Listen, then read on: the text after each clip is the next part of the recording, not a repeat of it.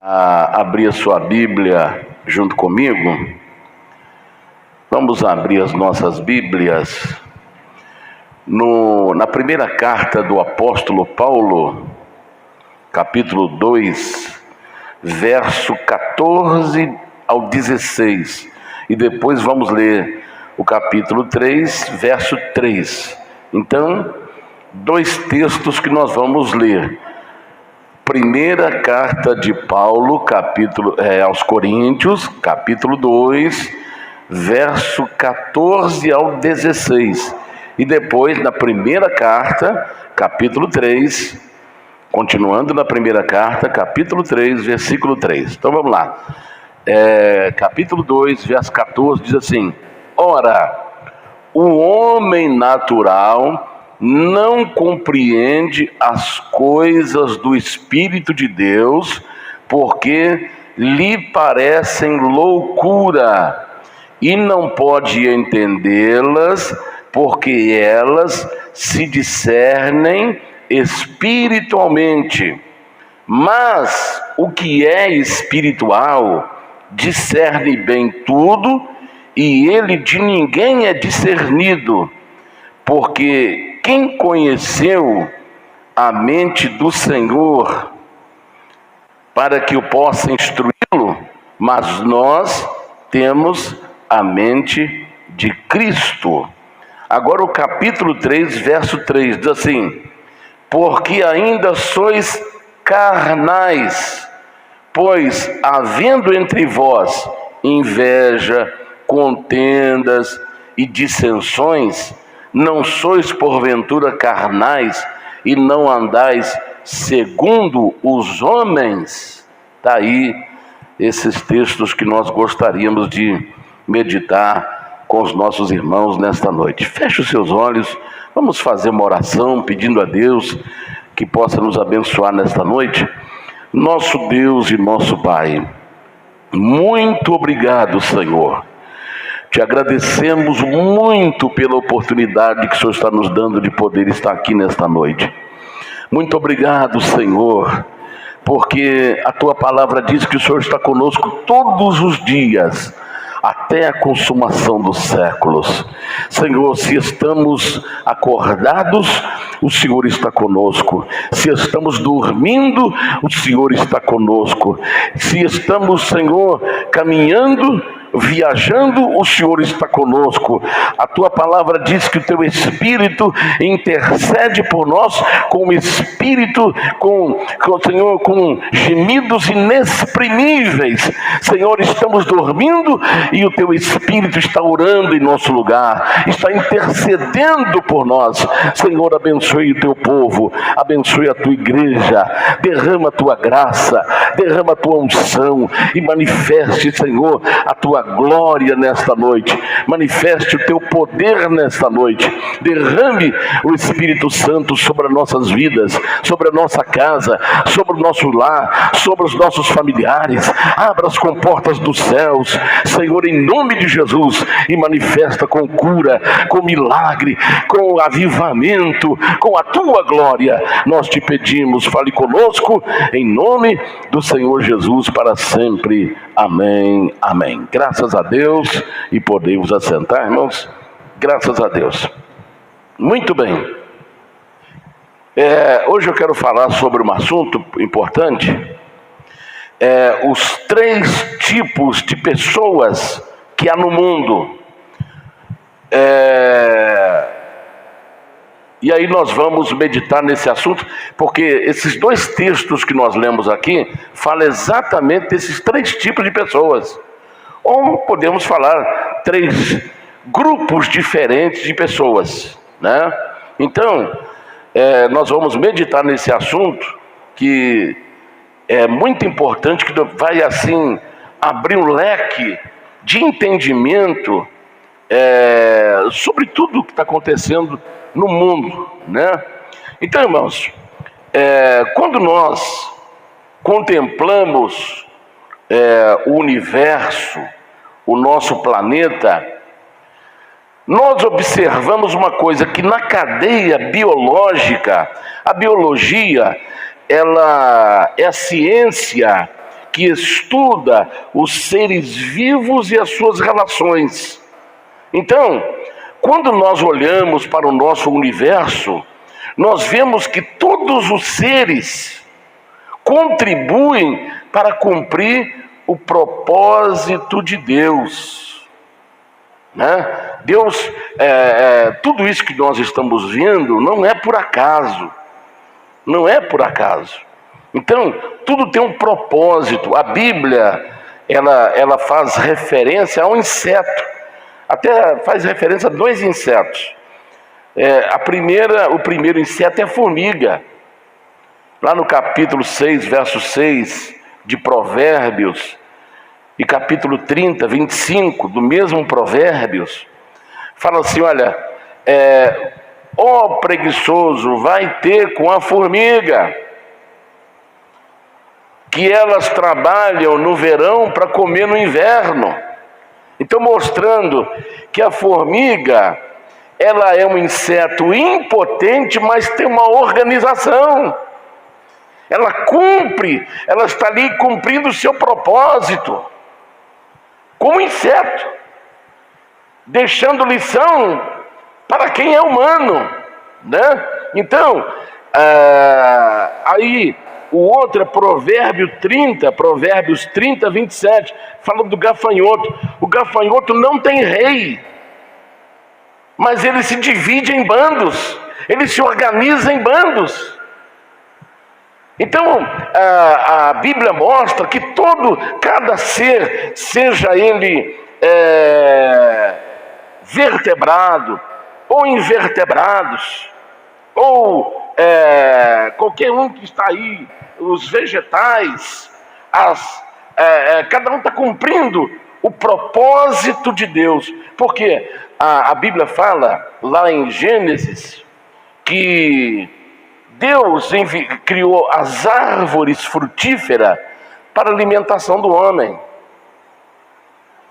Para a alimentação do homem. Então, quando você vê uma árvore frutífera, ela está ali cumprindo o seu propósito, que é alimentar os seres humanos, alimentar toda a cadeia biológica. Quando um fruto se perde, ele também alimenta os seres invertebrados.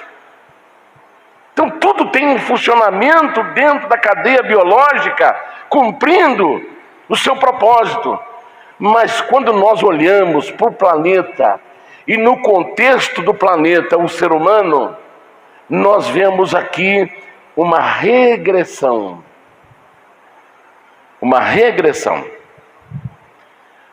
O único ser que não está cumprindo o propósito de Deus é o ser humano. Porque é o único que está destruindo a sua própria moradia. Lá em casa tem um sabiá, até falei hoje de manhã cedo, eu lembrei do nome do sabiá. Que tem sabiá lá da laranjeira, o sabiá laranjeira, que é toda vermelha, do peito vermelho. Tem a sabiá do peito branco, e tem essa sabiá chamada sabiá barranco. Eu lembrei, hoje de manhã eu falei sobre isso, mas não lembrava o nome do sabiá. Sabiá barranco. Então o que ela faz? Ela faz o ninho com barro e capim. Mas antes dela provar, ou seja, aprovar qual ninho que ela vai fazer a sua cria, ela faz 4, 5 ninhos. Está lá na garagem, lá, só numa cria, ela fez 5 ninhos. E depois que ela fez, ela trabalha o dia inteiro buscando barro e capim. Barro e capim. Toda hora ela entra na varanda, ou já está criando na varanda de casa. Mas ela já deu uma volta então ela fez 5 ninhos para escolher um. E quando ela escolhe um, é ali que ela faz a sua cria, mas não destrói os outros. Os outros vão servir para quem? Para os canarinhos fazer o ninho deles. Então, quando nós vemos no mundo biológico, as criaturas, estão cumprindo o seu propósito, o seu papel, mas quando olhamos no contexto universo e humano, nós vemos uma regressão. Parece que o homem está regredindo, em decadência, em todos os sentidos. Em todos os sentidos. Então, esse é o assunto que eu gostaria de meditar com você. Então a Bíblia, a palavra de Deus, ela mostra que parece que nós estamos numa verdadeira contagem regressiva para a destruição de tudo. Então, o primeiro grupo de pessoas que nós vemos aqui no texto está aí no verso 14. Os irmãos podem manter sua Bíblia aberta, para a gente meditar aí. Alguém aceita água?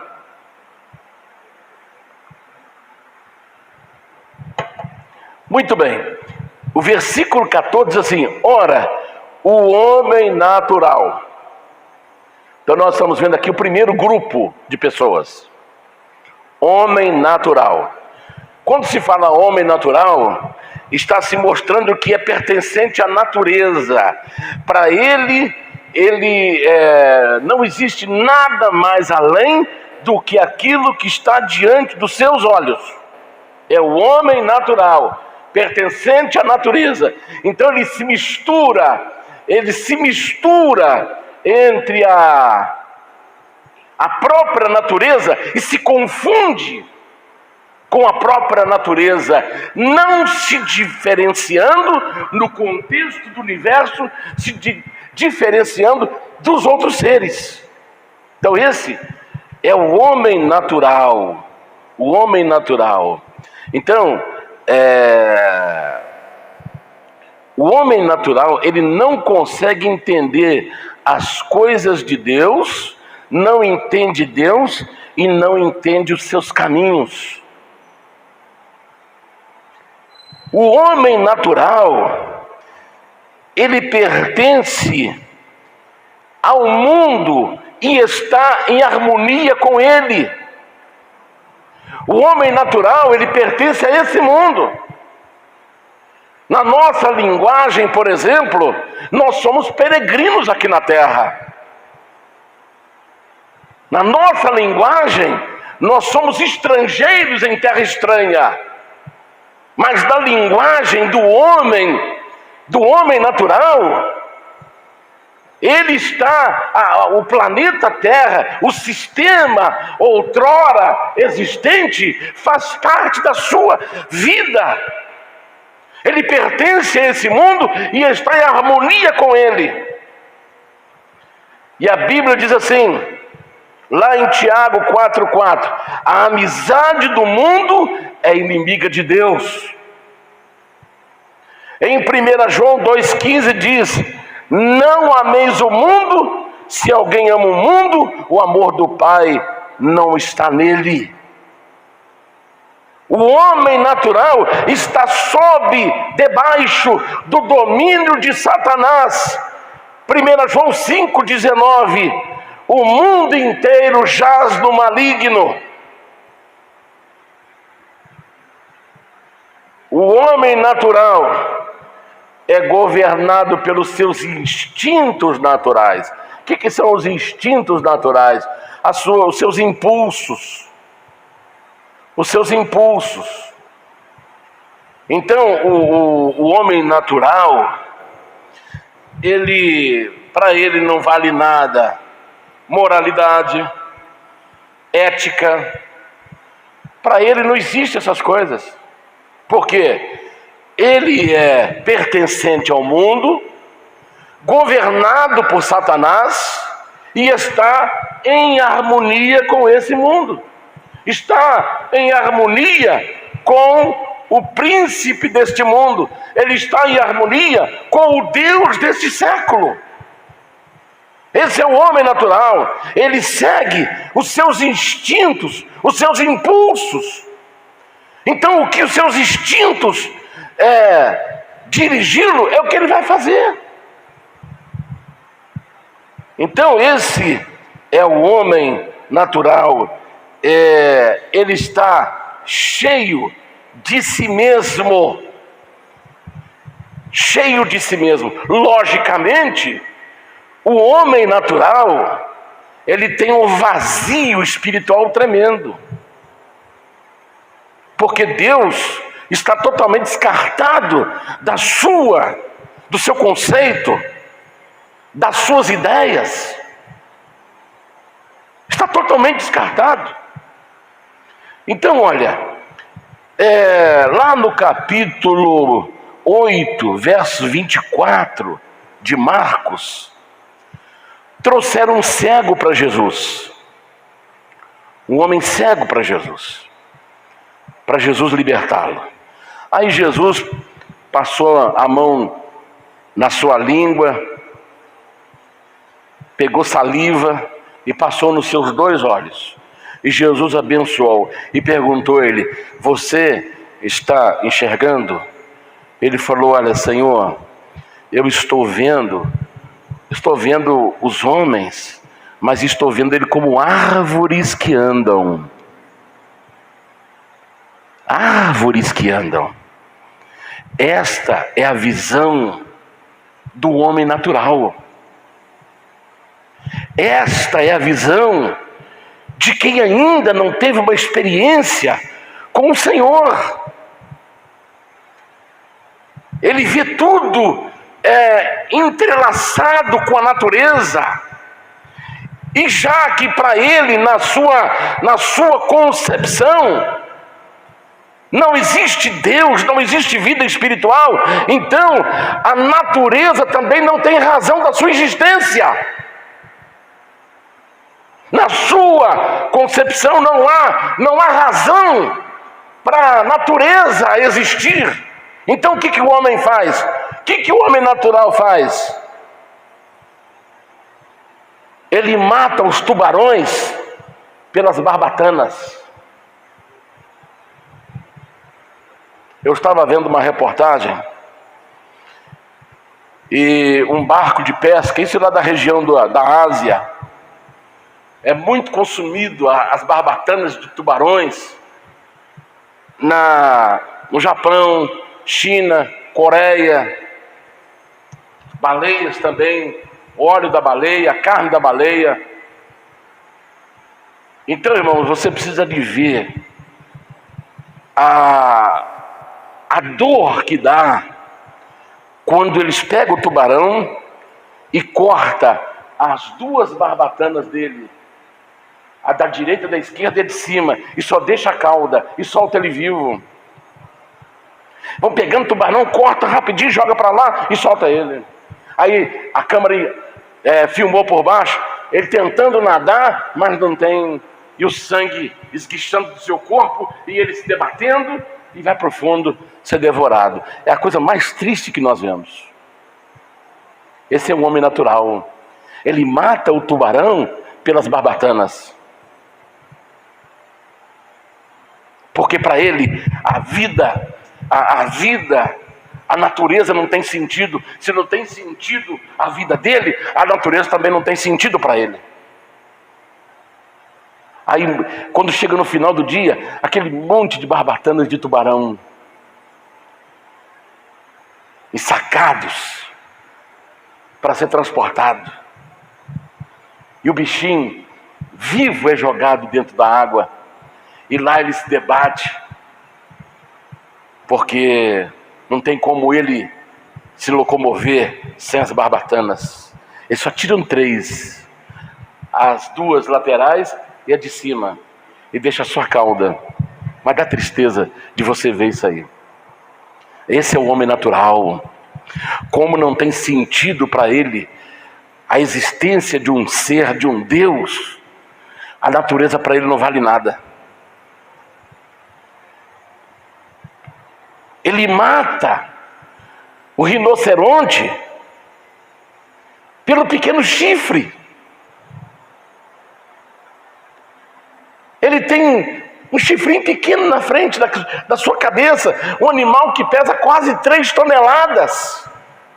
Eles matam esse animal para tirar aquele chifrinho para vender. Na Ásia também é usado como remédio, é usado para outras coisas, mas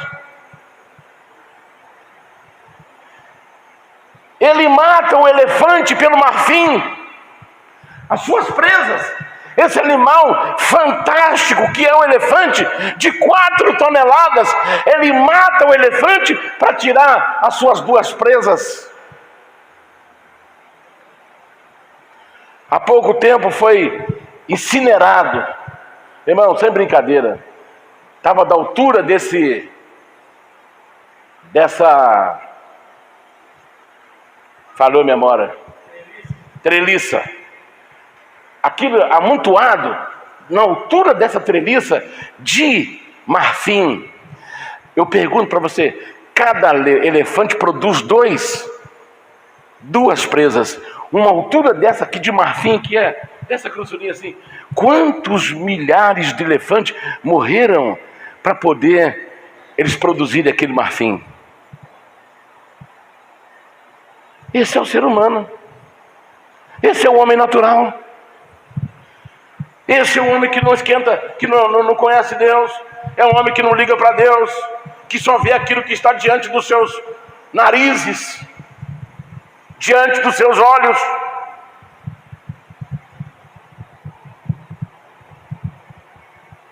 Ele mata o jacaré pela pele, para fazer bolsa, para fazer calçado. Agora que foi proibido, mas o jacaré, lá na região do Amazonas, estava ficando em extinção, porque eles matavam o jacaré aos milhões, para poder tirar o couro e vender. A carne ele já jogava fora. E aí houve a proibição da matança de jacarés. Por isso que agora aumentou o jacaré lá no Pantanal, mas estava entrando em extinção, por causa da matança, por causa do couro, da sua pele, para fazer bolsa e fazer calçados.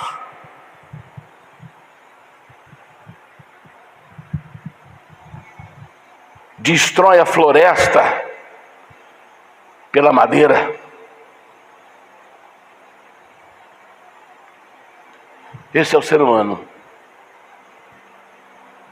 Esse é o homem natural. Ele não gosta de ver as coisas em harmonia. Ele não sente bem com a harmonia. Ele não se sente bem com as coisas organizadas. As coisas organizadas o incomodam. As coisas funcionando os incomodam. Então eles querem mexer, eles querem destruir.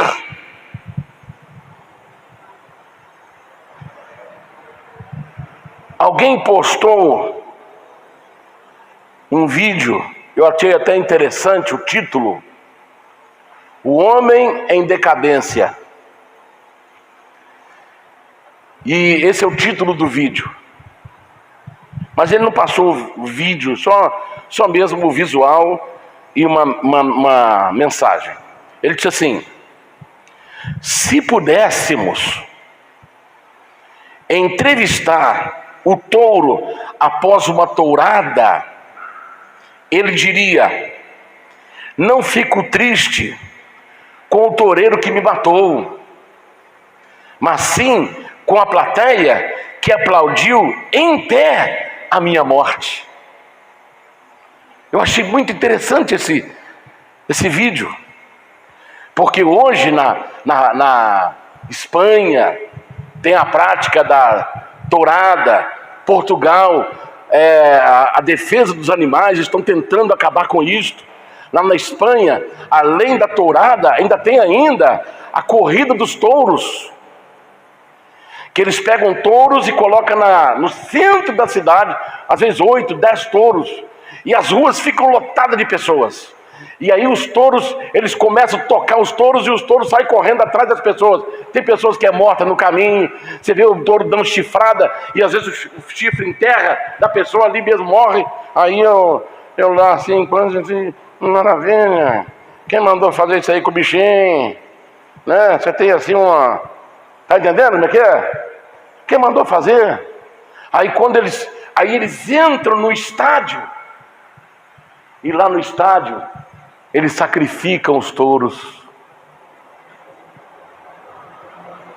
É uma coisa, depois de fazer o animal sofrer,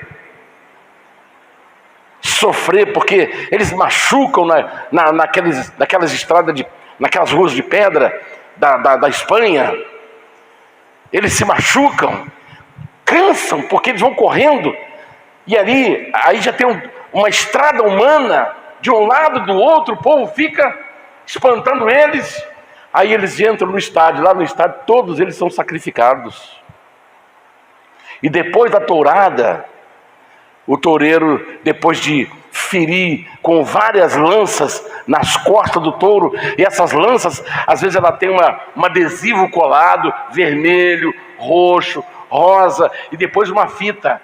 Aí quando o touro começa a correr, essas lanças, elas vão batendo para lá e para cá, ele vai perdendo sangue.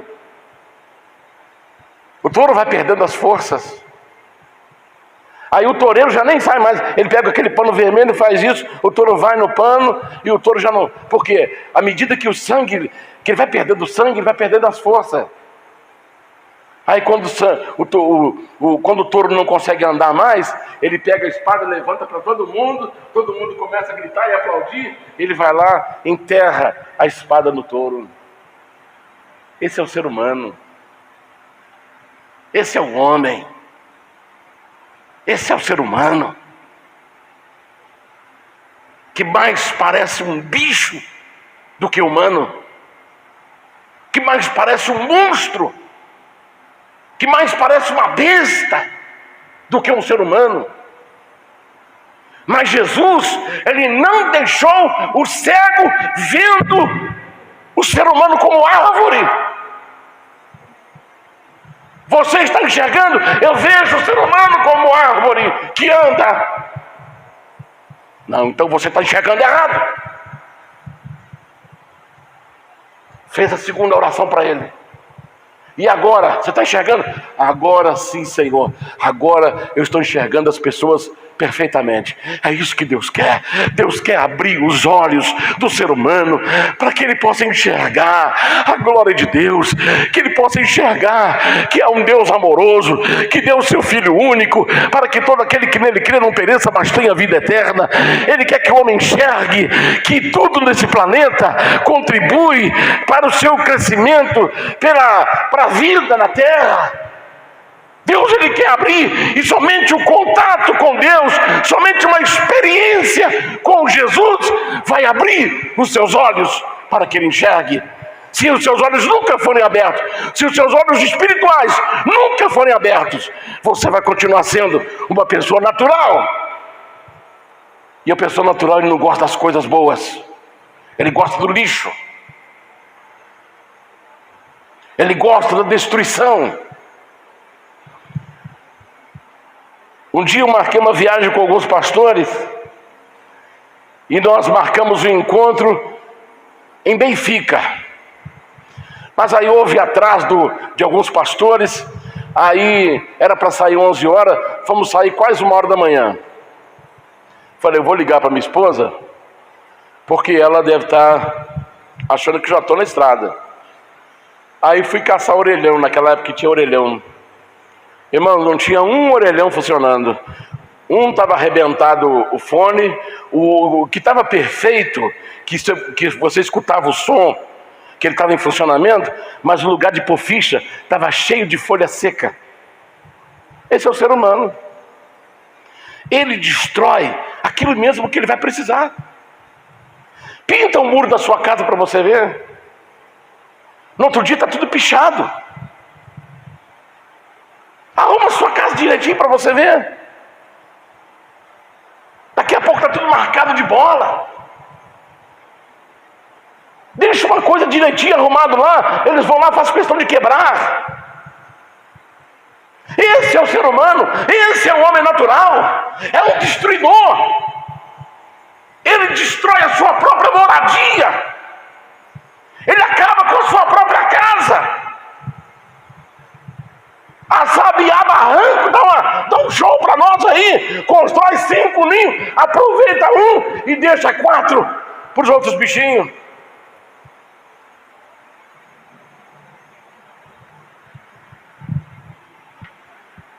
Qual o destino?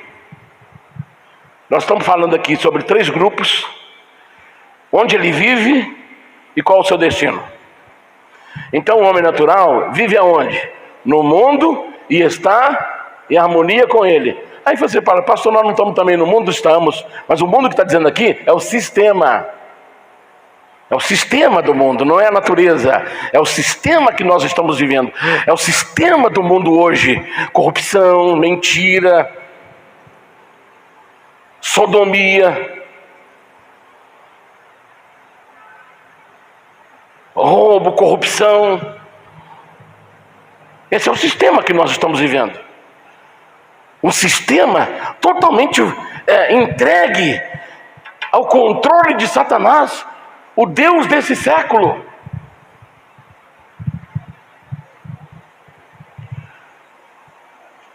Segundo, vamos dizer, o fim do homem natural, o fim desse grupo natural. Apocalipse 20:15. O seu fim, o seu destino é o lago de fogo que arde com enxofre. Então você que está me assistindo pela internet, se você não nascer de novo, se você não deixar os seus olhos serem abertos, os seus olhos espirituais serem abertos e ter uma experiência com Deus, o seu fim é o lago de fogo.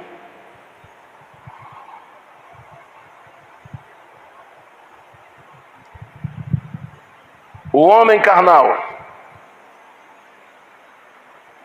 Tiago capítulo 4.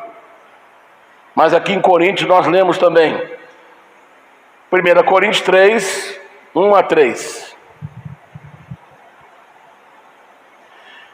Eu, irmãos, não vos pude falar como a espirituais, mas como a carnais, como a meninos em Cristo. Com leite vos criei, e não com manjar, porque ainda não podíeis, nem tampouco ainda podeis. Porque ainda sois carnais, pois havendo entre vós inveja, contendas e dissensões, não sois porventura carnais e não andais segundo os homens? Olha aqui, onde que está o homem carnal? O homem carnal está dentro da igreja. Enquanto o homem natural vive no mundo, no sistema do mundo, o homem carnal, ele vive no ambiente cristão, no ambiente espiritual. Por que ele é chamado de carnal?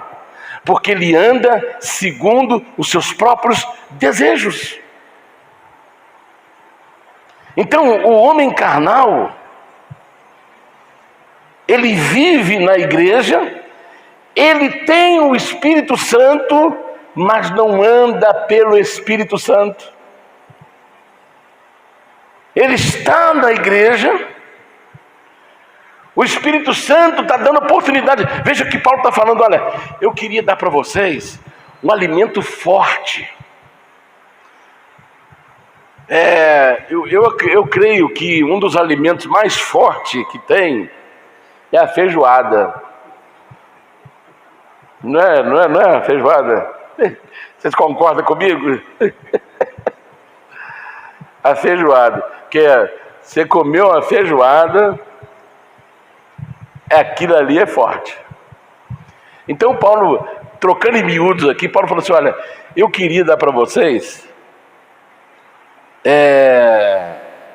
uma coisa forte, um alimento forte. Mas eu tive que criar vocês com leite, porque vocês ainda são meninos espiritualmente, meninos em Cristo.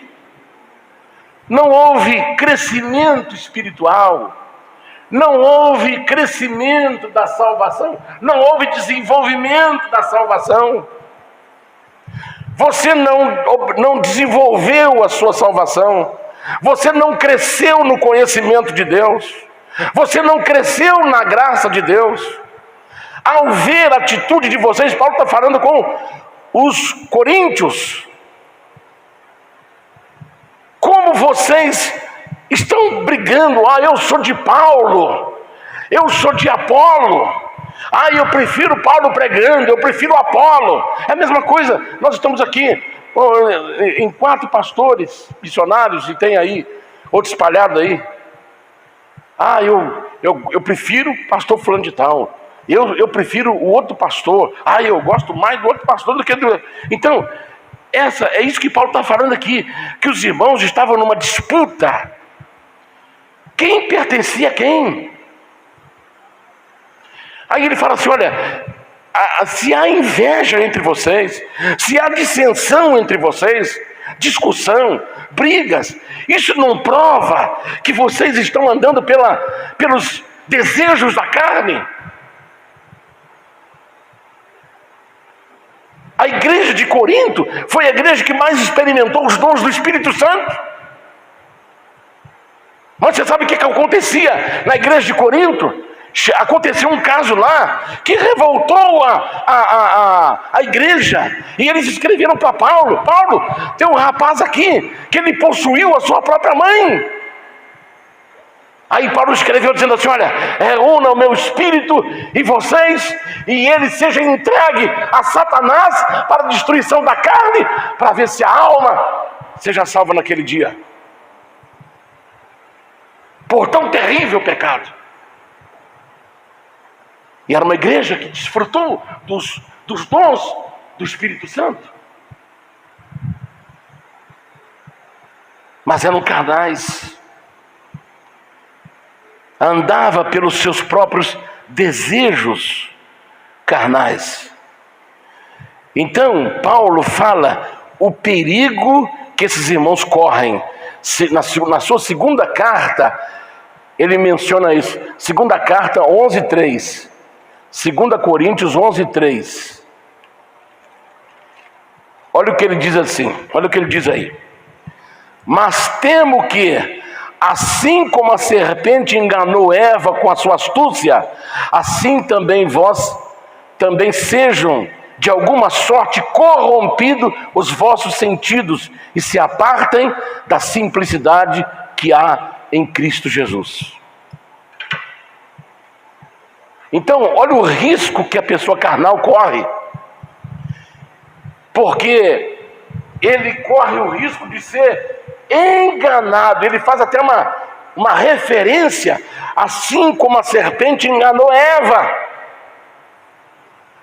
O homem carnal, ele corre o risco de ser enganado. Sabe por quê? Porque a preocupação dele não é fazer o que é certo, mas é fazer o que dá certo.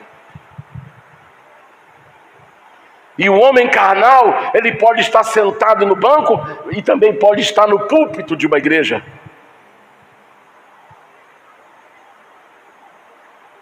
Porque a preocupação dele não é fazer o que é certo fazer, mas o que dá certo.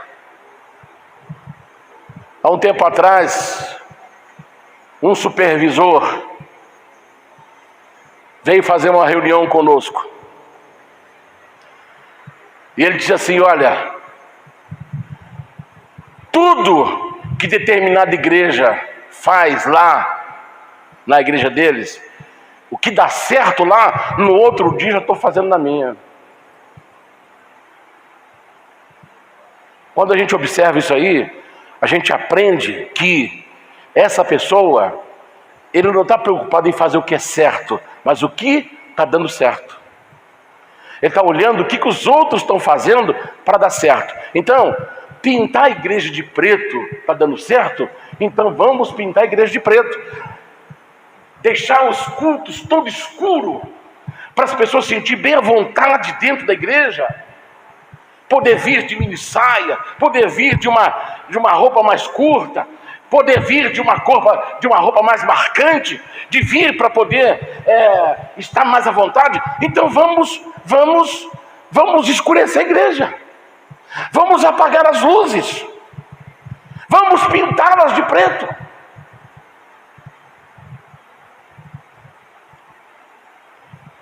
O homem carnal, ele não está preocupado no engano da serpente com os seus seguidores. Ele está preocupado em encher aquilo que dá certo.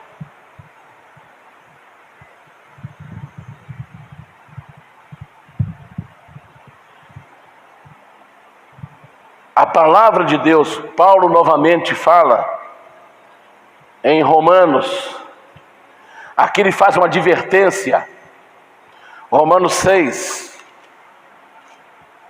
uma advertência para o homem carnal, Romanos 6, 12 a 14, ele diz assim: não reine, portanto, o pecado em vosso corpo mortal, para lhe obedecerdes em suas concupiscências, ou seja, desejos sem controle. Nem tampouco apresenteis os vossos membros ao pecado por instrumentos de iniquidade, mas apresentai-vos a Deus como vivos dentre os mortos, e os vossos membros a Deus como instrumento de justiça. Até o 14.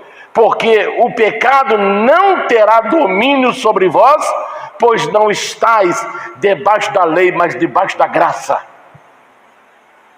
Ele faz esse alerta para os homens, as pessoas, o grupo carnal que anda segundo os seus desejos, os seus impulsos carnais.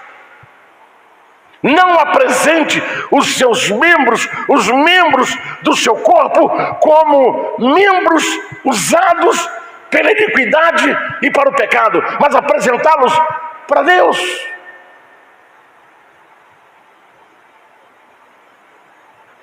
Apresentá-los a Deus. Eu assisti um pequeno vídeo também. Foi uma mensagem que a pessoa deixou lá. Mas ele estava tão nervoso que ele falou assim: maldito é o dinheiro. Maldito é o dinheiro que compra o caráter. Maldito é o dinheiro que compra a moral. Maldito é o dinheiro que compra as pessoas. Dinheiro não é maldito. O dinheiro não compra caráter. O dinheiro não compra moral. O dinheiro não tem esse poder, porque ele é um objeto inanimado, sem vida. Mas por que a pessoa está com raiva? Porque o dinheiro na mão de muitas pessoas virou senhor, ao invés de servo. A Bíblia fala que não é o dinheiro que é o mal, é o amor ao dinheiro que é a raiz de todo mal. Olha a diferença. O dinheiro não faz mal para ninguém. É o amor ao dinheiro que é a raiz de todo mal. Todo mal procede do amor ao dinheiro. O dinheiro virou senhor daquela pessoa. Então aí ele faz mal. E quando ela diz assim, maldito é o dinheiro que compra o caráter. Não, quem se vendeu já é mau caráter. Dinheiro não compra caráter, é porque a pessoa já é mau caráter mesmo.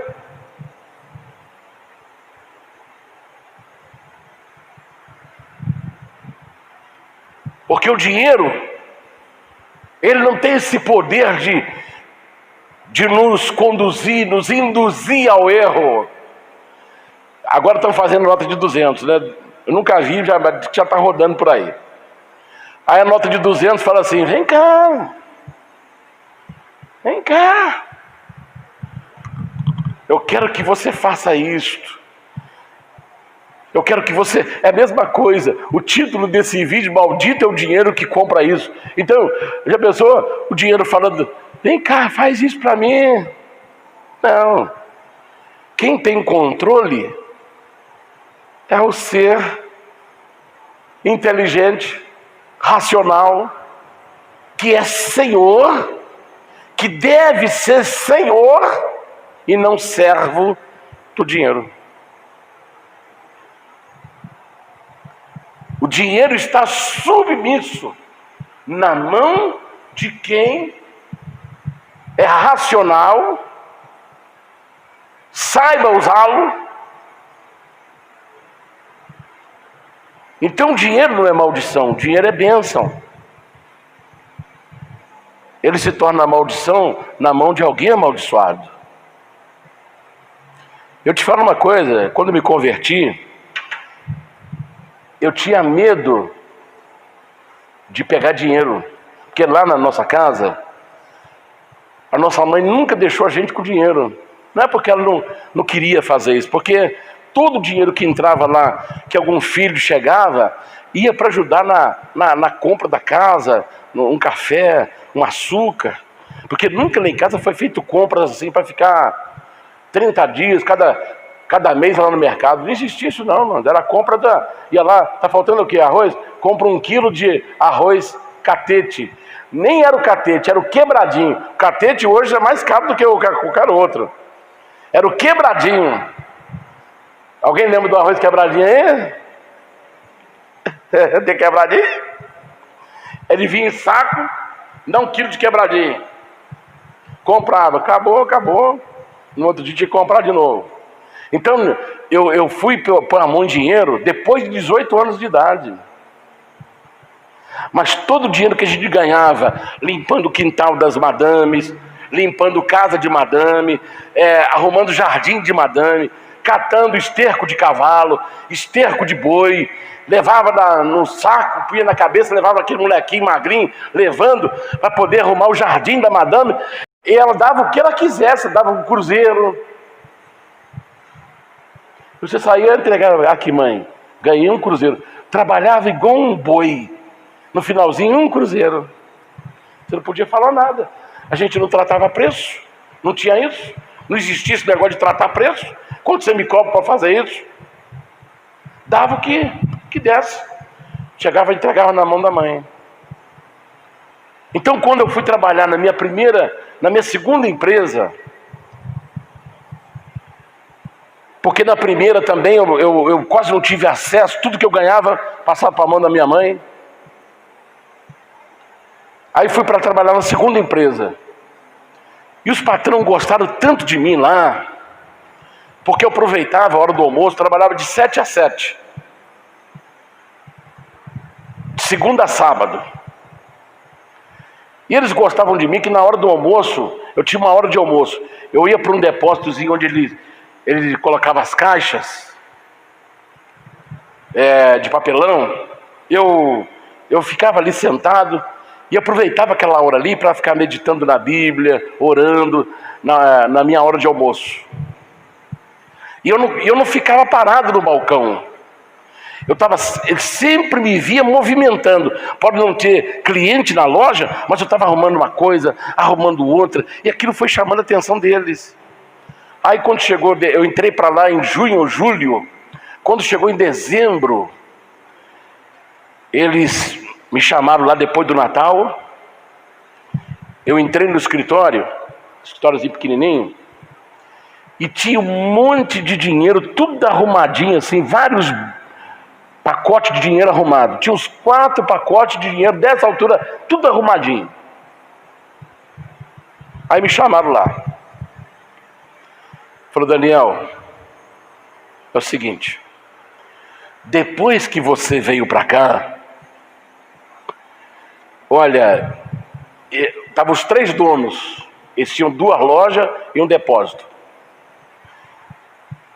Depois que você veio para cá, olha, nós podemos, cada um pôde viajar e ir para a praia, coisa que a gente não podia fazer.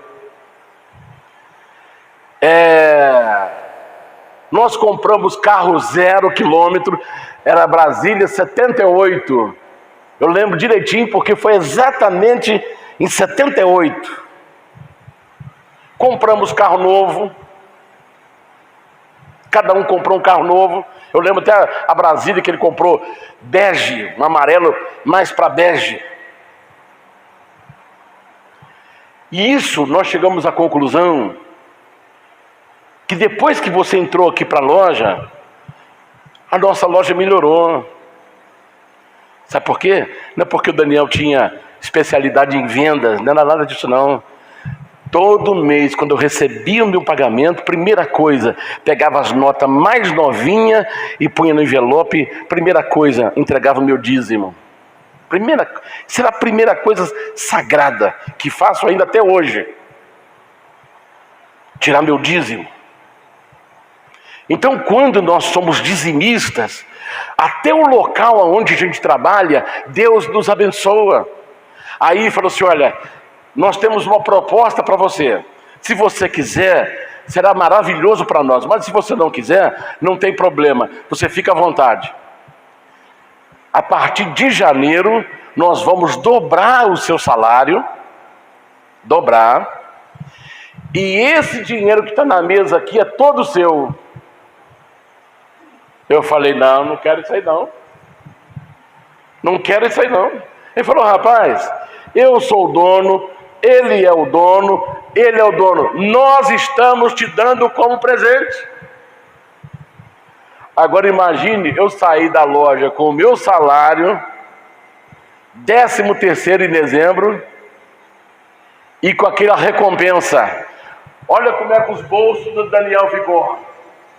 Aí eu começo a andar, olhando para um lado, olhando para os bolsos lotados assim, os bolsos lotados de dinheiro.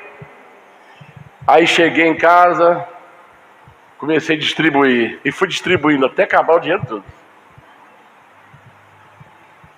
Eu tinha medo do dinheiro atrapalhar minha vida espiritual, porque a gente nunca teve acesso a tanto dinheiro. E o primeiro acesso que eu tive a tanto dinheiro foi naquele presente que eles me deram na loja. Como eu estava novo convertido, eu não sabia, então eu tenho que me desfazer dele rapidinho. Então, irmãos, o dinheiro, ele é bênção. Então, há essa advertência para que nós não usemos os membros do nosso corpo para o pecado, mas apresentá-los a Deus.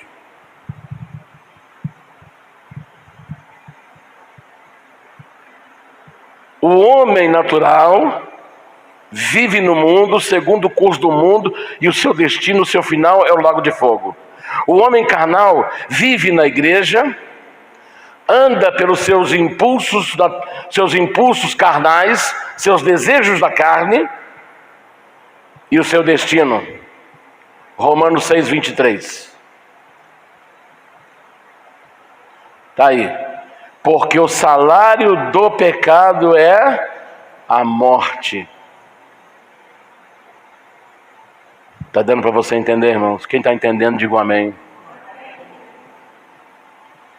Porque o salário do pecado é a morte.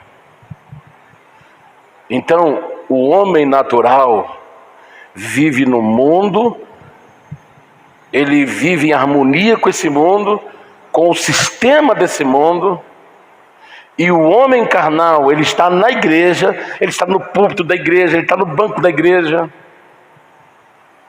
mas ele não é guiado pelo Espírito Santo, não ouve a voz de Deus, não escuta Deus, não consegue viver os princípios de Deus dentro da igreja. Então ele entra em choque. O homem carnal está sempre em choque. Ele está sempre em choque, porque ele não consegue viver os princípios divinos dentro do reino de Deus. Ele quer permanecer, mas ele entra em choque com a sua natureza carnal. Aí ele briga com um, briga com o outro, ele aborrece um, aborrece o outro, porque ele não consegue andar dentro dos princípios do reino de Deus. O que Jesus ensinou? Se alguém te pedir a túnica, aliás, te pedir a sua capa, dele também a túnica. Se alguém quiser que você ande com ele 1 milha, vá com ele 2. Olha aí as mensagens do reino. E o homem carnal, O homem que anda por seus desejos carnais, ele está sempre caindo em situação de perigo, até ele ser tirado do meio, porque o salário do pecado é a morte. Mas enquanto Deus permite, ele vai tendo a oportunidade de se converter, de ter os seus olhos abertos. E por último, o homem espiritual, o grupo de pessoas espirituais. Gálatas 5,16. Gálatas capítulo 5, verso 16. Diz assim: digo, porém, andai em espírito e não cumprireis a concupiscência da carne. Então, o homem espiritual, ele é guiado pelo Espírito Santo. Aleluia! É por isso que ele vence a carne. Ele vence os desejos da carne. Ele aprendeu pelo Espírito Santo que o diabo, ele deve resistir. Ele deve se sujeitar a Deus e resistir ao diabo, e ele fugirá. Ele aprendeu isto. Mas ele aprendeu também que quando se trata de carne, de desejos, ele aprendeu que tem que fugir. Fugir das paixões da carne. Não manda encarar a carne, não. Não manda falar que você é forte, que você é vencedor, que vence todos os desejos. Não, a Bíblia, o Senhor manda, o Espírito Santo manda fugir. Fugir igual José. Fugiu das mãos da mulher de Potifar.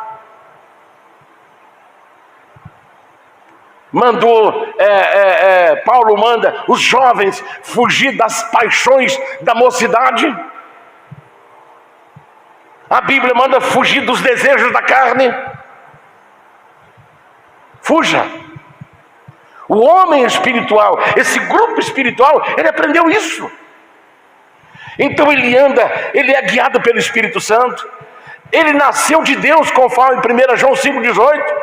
Aquele que é nascido de Deus, ele conserva-se a si mesmo. Ele sabe se proteger. Ele sabe até onde ele pode ir.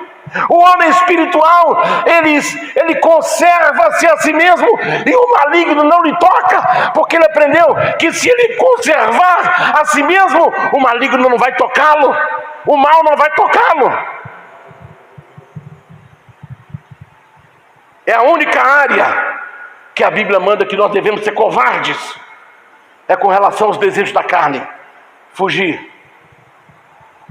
Porque diz que quem foge é covarde, não é isso? Então nessa hora nós temos que ser covarde. Covarde inteligente. Medo da carne. Por quê? Por que Jesus falou isso? Jesus falou isso também. Falou, olha, na verdade o espírito está pronto, mas a carne é fraca. É por isso que tem caído muita gente grande. Tem muita gente grande que já se venderam. Tem muita gente grande que tem vivido vida dupla, em vários sentidos.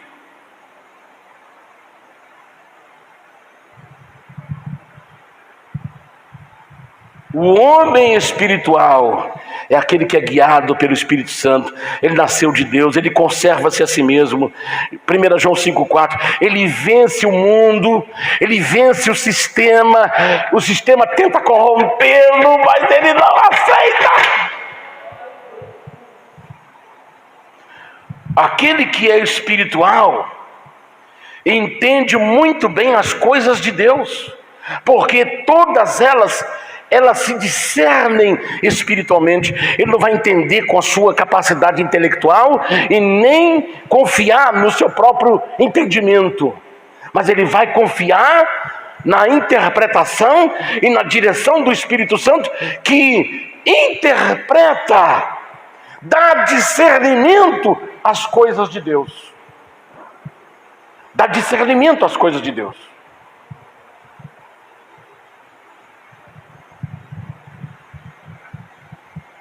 Ele ouve Deus, ele sofre com o Senhor, ele sabe que o sofrimento cristão faz parte da vida cristã. Ele sabe disso. Ele aborrece o mundo. Ele aborrece o mundo. Não o mundo, ele aborrece o sistema. Esse cara aí não pega o que nós estamos oferecendo para ele. Aí eles ficam doidos para ficar livre de você. Porque você não entra no sistema. Você não faz parte do sistema. Agora, aquele que faz parte do sistema, esse é o bom. Esse merece elogios. Esse merece ser lembrado. Então, o que você entende por isso? Então, isso eu quero mostrar para você, que os carnais, eles habitam nos templos. Eles habitam nas regiões celestes. Mas se ele não mudar, se ele não permitir que o Senhor abra os seus olhos e ele continuar vendo os homens, vendo as pessoas como árvore, o salário dele será a morte. Mas aqueles espirituais aborrecem o mundo, porque não vive no sistema do mundo. Que o sistema do mundo é orquestrado, organizado, dirigido, inspirado por Satanás. E eu termino. O destino dos espirituais é a vitória. O destino está aí no capítulo 12. E eles o venceram pelo sangue do Cordeiro e não amaram as suas vidas até a morte. Alegrai-vos, ó céus. Aleluia. O destino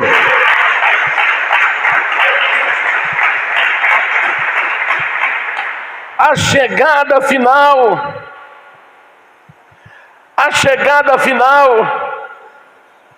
é a entrada nos portais eternos,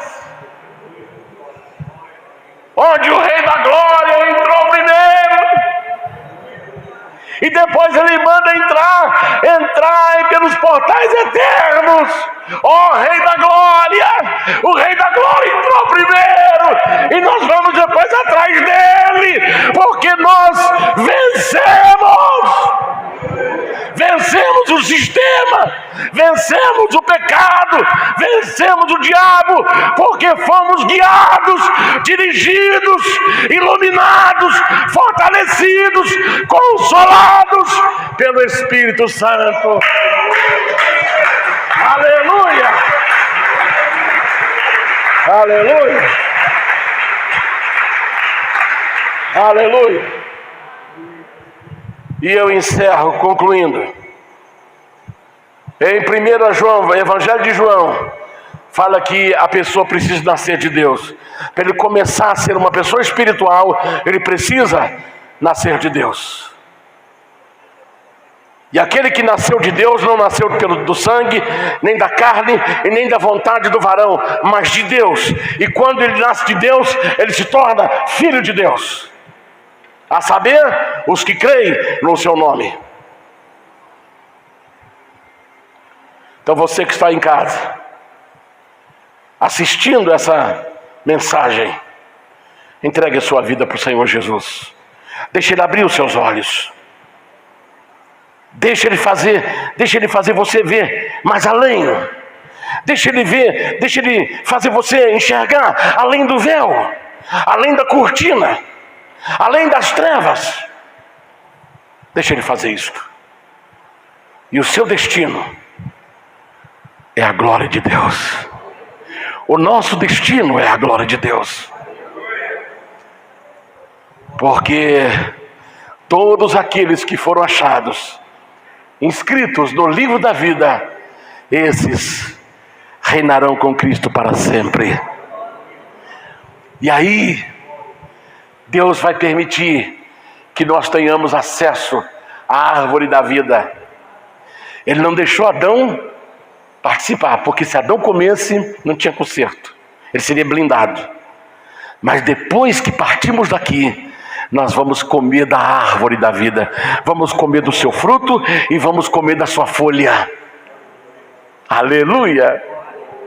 Então, irmãos, eu quero dizer para você, vale a pena ser espiritual.